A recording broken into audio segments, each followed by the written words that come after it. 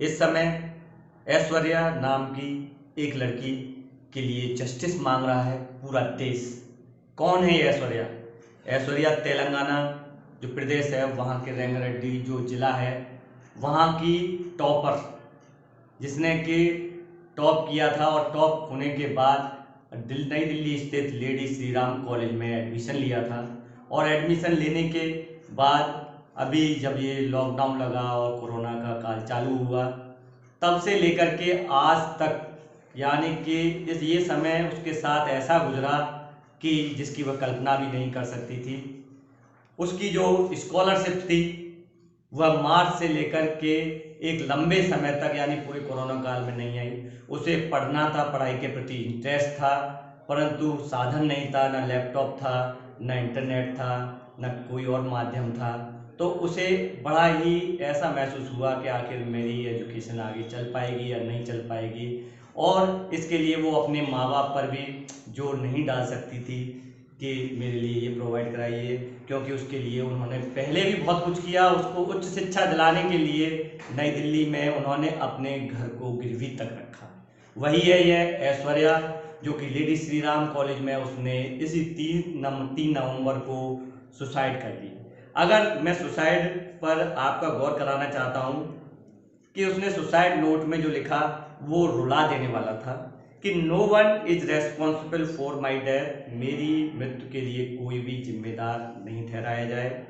My family had to bear a lot of expenses because of me, मेरे परिवार ने मेरे लिए, मेरी ज़रूरतों के लिए बहुत कुछ किया।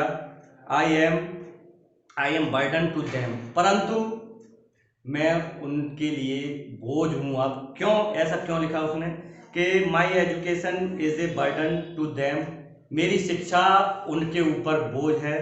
But I can not live without being able to pursue my education, परंतु मैं अपनी एजुकेशन को अगर पूरी नहीं कर सकती, कंटिन्यूस जारी नहीं रख सकती, तो मैं उसके बिना नहीं जी सकती हूँ, क्योंकि वो टॉपर थी, पढ़ने का उसमें इंटरेस्ट था। उसके बाद उसने अपने सुसाइड नोट में लिखा I have been giving this much thought and I felt death is the right thing for me. मैं इसके बारे में सोचती रही, सोचते सोचते मेरा डिसीजन ये हुआ कि मैं डेथ कर लूँ, अपने आप को समाप्त कर लूँ। People may try and find depraved reasons for my death, बहुत से मेरी डेथ के बाद अलग अलग कारण निकालेंगे, कोई सही कहेगा, कोई गलत कहेगा। But I know I am not doing anything wrong, परंतु मैं कुछ कर रही हूँ वो गलत नहीं कर रही हूँ।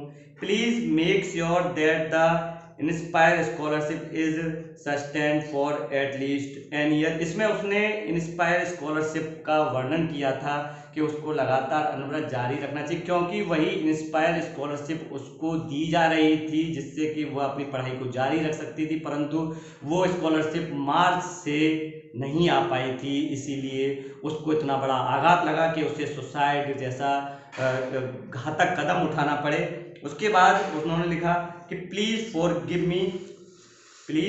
Give me I am not a good daughter, मुझे भूल जाना, मैं एक अच्छी पुत्री नहीं हूँ। ऐश्वर्या, जब इतना ये सुसाइड नोट है, इस सुसाइड नोट में जो व्यवस्था है स्कॉलरशिप की उसको टारगेट किया गया है। लड़की पढ़ना चाह रही है पर पढ़ नहीं पा रही है। वैसे जो सत्ताधारी इस समय पार्टी है और उसका एक बड़ा ही अच्छा नारा है कि बेटी बचाओ बेटी पढ़ाओ।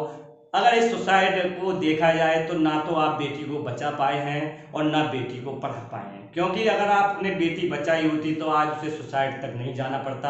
अगर आपने बेटी पढ़ाई होती, उसके लिए संसाधन उपलब्ध कराए होते, उसके लिए स्कॉलरशिप लगातार जारी रखी होती, तो आपका ये नारा सार्थक होता। ना तो आप बेटी बचा पाए हैं, ना बेटी को पढ़ा पाए हैं। और ऐश्वर्या के लिए इस समय पूरा देश जस्टिस की डिमांड कर रहा है कि ऐश्वर्या को न्याय मिलना चाहिए। और ऐश्वर्या के इस वाले सुसाइड को सुसाइड नहीं, इसको इंस्टीट्यूशनल मर्डर का नाम दिया जा रहा है, संस्थागत हत्या का नाम दिया जा रहा है, ये सुसाइड नहीं है। तो ऐश्वर्या को जस्टिस मिलना ही चाहिए। इसको लेकर के चारों तरफ विरोधात्मक आवाज़ें आ रही हैं और मैं अभी आपको दो ऐसी बच्चियां उनका भी अभी वीडियो सुनवाऊंगा, जिसमें कि आपको खुद अंदाजा लग जाएगा। तो आप भी ऐश्वर्या के जस्टिस के लिए साथ आइए और आगे आकर के किसी भी लड़की को पढ़ाई करने में दिक्कत ना आए, किसी भी लड़की को पढ़ाई छोड़नी ना पड़े, किसी भी लड़की को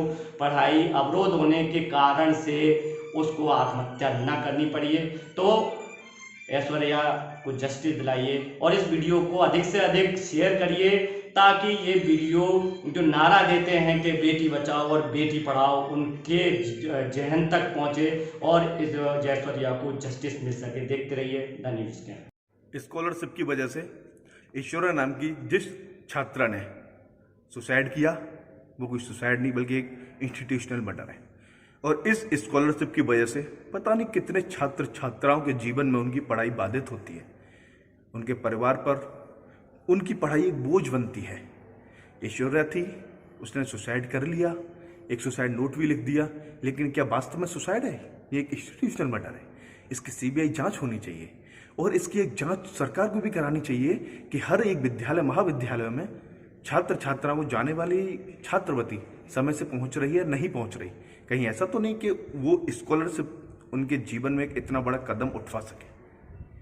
इसके लिए बेटी पढ़ाओ बेटी बचाओ जो अभियान चला रखा है सरकार ने, उस अभियान का कोई महत्व नहीं रह जाता। मैं मिंटू कुमारी सेकेंड ईयर की छात्रा हूँ, लेडी श्री राम कॉलेज में पढ़ती हूँ। और मेरे ही कॉलेज में सेकेंड ईयर के छात्रा ऐश्वर्या ने सुसाइड कर लिया। और सुसाइड करने का कारण एक ही है, आर्थिक तंगी। उसके पेरेंट्स खेती किसानी करते हैं, जिसके चलते बहुत ही आर्थिक तंगी होती है।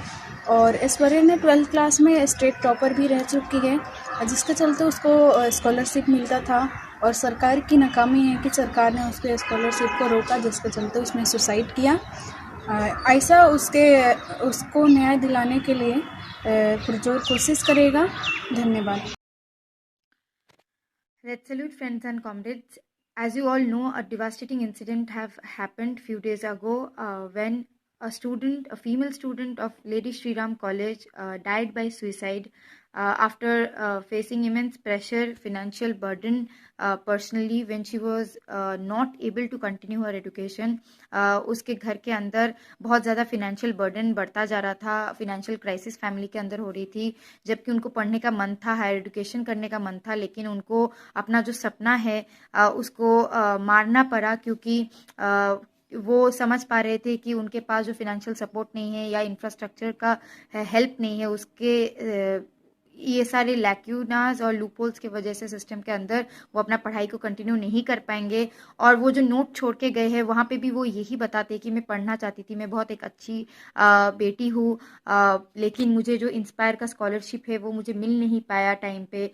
मेरे घर के अंदर बहुत ज़्यादा फिनेंशियल इश्यूज हो रहे थे। तो इस टाइम पे हमारे जो एजुकेशनल इंस्टीट्यूशन है वो सबसे ज़्यादा एक्सक्लूजनरी बनते जा रहा है पिछड़े तबकों के स्टूडेंट्स के लिए, महिलाओं के लिए और फर्स्ट जनरेशन लर्नर्स के लिए। तो ये आप सभी से अपील है कि हम लोग एक आवाज़ उठाए कि हमारे एजुकेशनल इंस्टीट्यूशंस ग्रेवयार्ड्स नहीं बन सकते। हमारे एजुकेशनल इंस्टीट्यूशन सबके लिए होना चाहिए, सब पढ़ेंगे लिखेंगे। और जिस तरीके से सरकार इस टाइम पे खड़े होके एक अटैक स्टूडेंट कम्युनिटी पे चला रहा है, जहाँ पे स्कॉलरशिप्स महीनों महीनों तक स्कॉलरशिप्स अभी तक रिलीज नहीं किया जा रहा है, चाहे वो यूजीसी के द्वारा ये स्कॉलरशिप्स हो, चाहे वो मिनिस्ट्री का कोई अलग फेलोशिप्स हो, कुछ रिलीज नहीं किया जा रहा है। पैंडेमिक का बहाना लेते हुए ये लोग बोल रहे हैं इनके पास फंड्स नहीं है, जबकि हम दूसरे तरफ देख रहे हैं करोड़ों के फंड्स यूटिलाइज किया जा रहा है इलेक्शन के पीछे और बहुत सारी चीज़ें, लेकिन स्टूडेंट्स के बाद चीज़ों को नहीं माना जा रहा है। तो आप सभी से अपील है कि हम इस जस्टिस की जो आवाज़ है ऐश्वर्या के लिए, इवन तमाम सारे उन स्टूडेंट्स के लिए जिनका जान चली गई इस लॉकडाउन के टाइम पे, क्योंकि वो फिनेंशियली स्टेबल परिवार से नहीं थे और अपना एजुकेशन को सपोर्ट नहीं कर पाए। ऐसे हादसा हर दिन हमारी यूनिवर्सिटी, हमारे देश के अंदर हो रहा है, ऐसी चीज़ें ना हो इसलिए